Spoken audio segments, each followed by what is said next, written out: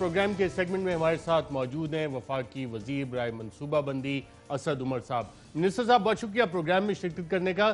Opposition کے ساتھ آپ کی حکومت کوئی بات چیت کرنے کا پلان کر رہی ہے؟ اس حوالے سے کوئی بات ہوئی ہے، ڈسکشن ہوئی ہے حکومت میں کہ اپوزیشن کو انگیج کیا جائے؟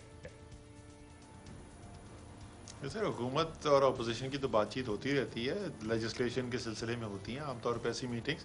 اس کے علاوہ کوئی خاص ایسا کوئی پلان تو نہیں ہے۔ پاکستان ڈیموکریٹک موومنٹ، کیونکہ اب وہ کہہ رہے ہیں کہ اب تو ہم نے حکومت کو گھر ہی بھیجنا ہے، تو پاکستان ڈیموکریٹک موومنٹ میں جو اپوزیشن پارٹیز ہیں ان کے ساتھ بات چیت نہیں، جو ان کی جو وہ تحریک چل رہی ہے اپنے کرپشن کا پیسہ بچانے کے لیے، نہیں، اس سلسلے میں ہماری اس وقت کوئی ارادہ نہیں ہے ان کے ساتھ کوئی بات چیت کرنے کا۔ ہم پہلے بھی یہ بول چکے ہیں یار کہ حکومتوں کا کام ہوتا ہے دروازے کھلے رکھنا۔ حکومت کا دروازہ پہلے بھی کھلا تھا، آج بھی کھلا ہے۔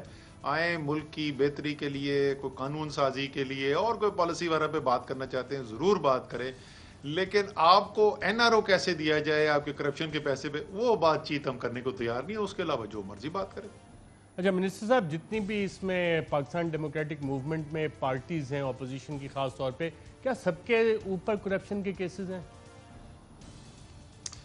سر ہمیں نہیں پتا کہ سب کے اوپر ہیں یا نہیں ہے، لیکن ہمیں یہ پتا ہے کہ ہمارے ساتھ جو ان کی بات چیت ہوئی ہے عمومی طور پر پچھلا آپ 2 سال کر لیں، لیکن ابھی خاص طور پہ میں پچھلے 1 مہینے 1.5 مہینے پہلے کی بات بتاتا ہوں۔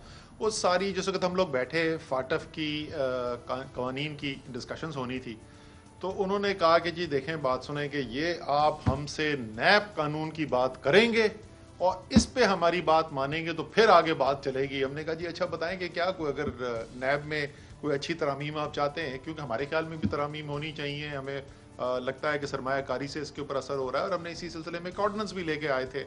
اسی طریقے سے گورنمنٹ سرونٹس جو ہیں ان کے لیے ہمارے خیال میں کچھ اس میں تبدیلی کرنے کی ضرورت تھی۔ تو جب ہمارے پاس لے کے آئے تو پتہ چلا یہ 36 سے 37 جو آرٹیکلز ہیں اس قانون کے، اس میں سے 34 میں تبدیلی جاتے تھے۔ وہ شہزاد اکبر صاحب نے بڑا اچھا چارٹ بھی بنایا تھا کہ کون سی تبدیلی سے کون سا لیڈر جو ہے بچتا ہے۔ تو اس کے بعد وہ بات چیت ختم ہو گئی، رابطہ منقطع ہو گیا۔ انہوں نے کہا جی پھر تو ہم پاکستان جائے، بے شک بلیک لسٹ کے اندر جائے، یہ ہمارا کام نہیں ہے۔ اور مجھے ابھی تک یاد ہے میٹنگ کے اندر شاہ محمود قریشی صاحب نے کہا کہ جی یہ تو ہمارا ایک نیشنل ایشو ہے، اس کا تو سیاست سے کوئی تعلق نہیں ہے، آپ اس سے کیوں اس کو ڈسکس کریں۔ انہوں نے کہا جی نیب کا قانون انٹرنیشنل ایشو ہے۔ چلو جی بہترین۔ سو اس وقت جو انہوں نے بات چیت کرنے کی ہمارے ساتھ کوشش کی تھی وہ کی اس نیب قوانین کی ترمیم کے لیے تھی، اس کے علاوہ تو مجھے نہیں یاد کہ انہوں نے کسی چیز کے لیے ہمیں اپروچ کیا ہو۔ اچھا منسٹر صاحب، حکومت اس کو ٹیکل کس طرح سے کرنے کا پلان رکھتی ہے؟ 16 اکتوبر گجرانوالہ سے جلسے جلوس اور تحریک بھی نہیں بلکہ آج تو یہ کیا گیا ہے کہ اس حکومت کے خلاف جنگ ہے اور ان کو گھر بھیج کے ہم بیٹھیں گے۔ تو یہ جو جنگ آپ کے خلاف پاکستان ڈیموکریٹک موومنٹ نے اناؤنس کی ہے، یہ جنگ لڑنے کا حکومتی منصوبہ بندی ہوئی ہے اس حوالے سے کچھ؟ اچھا یہ اس کا مطلب میں نے آج نہیں یہ سنا، میں تو نوکری کر رہا تھا صبح سے، تو میں نے نہیں دیکھا کہ یہ کیا کہا ہے، لیکن اس کا مطلب کوئی بہت بڑی تبدیلی رونما ہوئی ہے، کیونکہ ان کے جو قائد ہیں جناب میاں محمد نواز شریف، جو لندن کے ٹھنڈے موسم میں بیٹھ کے ایک پاکستان میں انقلاب لانا چاہتے ہیں، جس میں پاکستان کے بچوں کو کہتے ہیں سڑکوں پہ آ جاؤ، خود لندن بیٹھے ہوئے، تو انہوں نے تو کہا تھا ہمارا تو اس حکومت سے تو کوئی جھگڑا نہیں ہے، ہمارا تو جھگڑا جو ہے وہ پاکستان کی فوج سے ہے اور ہم نے فوج کے خلاف انقلاب لے کر آنا ہے۔ تو یہ کوئی لگتا ہے کوئی تبدیلی ہوئی ہے، کوئی موسم کے اندر کوئی تبدیلی آئی ہے، اچھی خوشگوار تبدیلی ہے۔ اگر یہ سیاسی مقابلہ ہمارے ساتھ حکومت کے ساتھ کریں تو یہ بہتری ہوگی، اس کے لیے ہم پہلے بھی تیار تھے، آج بھی تیار ہے۔ اچھا منسٹر صاحب، آپ نے فائنینشیل ایکشن ٹاسک فورس کا ذکر کیا، یہ ریویو کب تک ہے اور ایکسپیکٹیشنز کیا ہیں؟ تمام کنڈیشنالٹیز میٹ کر لی ہیں، تمام باکسز رائٹلی ٹک کر دی ہیں ہم نے؟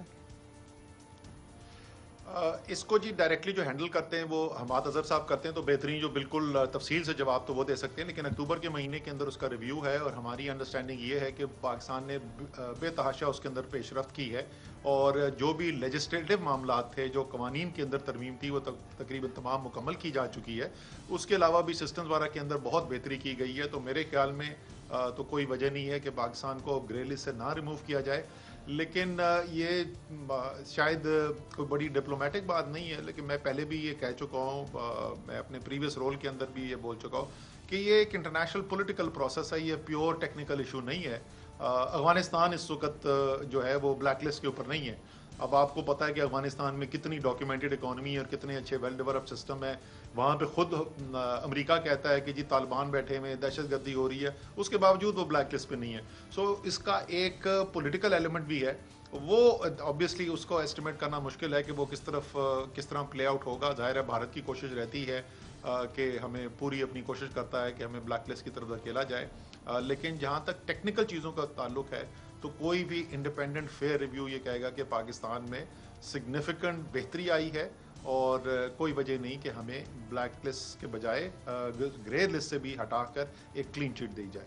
اچھا منسٹر صاحب, آپ نے کہا کہ ابھی آپ پریڈکٹ نہیں کر سکتے, لیکن آپ نے امید کا ظاہر کی ہے کہ شاید وائٹ لسٹ میں ہو جائے. آپ نے کہا اکتوبر میں یہ ریویو آ رہا ہے, تو اکتوبر مڈ سے ہی اپوزیشن پاکستان ڈیموکریٹک موومنٹ بھی شروع ہو رہی ہے, اور سارا مسئلہ جو ہے جب فیڈ اپ کے حوالے سے آپ لیجسلیشن کر رہے تھے اس وقت یہ مسائل سامنے آئے ہیں جو اپوزیشن اب کہہ رہی ہے کہ جناب یہ این آر او آپ بھی کہتے نہیں دیا, 34 امینڈمنٹ جو تھیں وہ اسی financial action task force Pakistan کی انٹرنیشنل آبلیگیشنز میٹ کرنے کے لیے تھی, جس سے اپوزیشن اب ناراض ہو گئی ہے.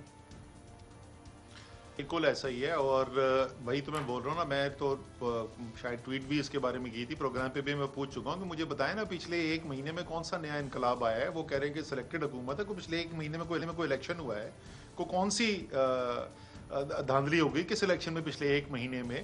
اور سوال یہ میں اس لیے پوچھ رہا ہوں کہ مہینہ پہلے آج سے جو ہے یہ تو ہمارے ساتھ بیٹھے ہوئے تھے, اور جہاں پہ میں اس وقت اپنے دفتر میں بیٹھا ہوں اس سے کہیں بہت زیادہ دوربین ملاقاتیں نہیں ہوتی تھیں. ان کو پتہ ہے کہاں ملاقاتیں کرتے تھے یہ جو اتنے بڑے بڑے انقلابی رہنما بنتے ہیں نا, یہ جمہوریت کے دعوے دار, تو یہ تو ہمارے ساتھ بیٹھے ہوئے بات چیت کر رہے تھے. جس حکومت کو وہ کہتے ہیں ہم مانتے ہی نہیں, انتخاب کو مانتے ہی نہیں, تو یہ کون سا انتخاب ہے؟ میں تو پریشان ہوں. میں بڑے لوگوں سے پوچھ رہا ہوں, آپ کو شاید پتا کہ وہ ہوا ہے پچھلے کو 2-3 ہفتے کے اندر انتخاب کے جس کے اندر دھاندلی ہو رہی ہو, جس کے خلاف یہ مظاہرے کرنے جا رہے. سر صرف ایک چیز بدلی ہے ارشد, باقی کچھ نہیں بدلا. این آر او کی امید دم توڑ گئی ہے. وہ 2 سال بولتے رہے کہ ہم نے این آر او مانگا کون سا ہے, اس کے بعد باقاعدہ فہرست بنا کے 34 ترامیم کے ساتھ انہوں نے این آر او ہمارے سامنے رکھ دیا. تو اب تو انہوں نے بلیک اینڈ وائٹ ایویڈنس بھی سب کے سامنے رکھ دیا, پوری قوم کے سامنے. اور واحد تبدیلی جو آئی ہے پچھلے چند ہفتوں کے اندر وہ یہ ہے کہ اس کی آخری امید جو ہے وہ دم توڑ گئی ہے. پھر انہوں نے سمجھا تھا کہ فیٹ اپ کے اندر بلیک میل ہمیں کر لیں گے, وہ نہیں کر سکے. پھر انہوں نے کہا کہ بلاک کر دیں گے, وہ بلاک بھی نہیں کر سکے. قانون سازی بھی پوری ہو گئی الحمدللہ. تو اس وقت یہ ڈیسپریشن ہے اور کچھ بھی نہیں. اچھا منسٹر صاحب, ماضی میں ہم نے دیکھا ہے کہ میاں نواز شریف صاحب کی یہ والی اسٹریٹجی 1993 میں جب غلام اسحاق خان صاحب نے ان کی حکومت فارغ کی, تو اس کے بعد پروٹیسٹ, ایجیٹیشن, اور اس کو ایک پولیٹیکل ایشو بنا کے کہ جی ہماری تو پولیٹیکل وکٹمائزیشن ہو رہی ہے, کرپشن کا ایشو نہیں ہے, ماضی میں یہ بینیفٹس اس حوالے سے لیتے رہے.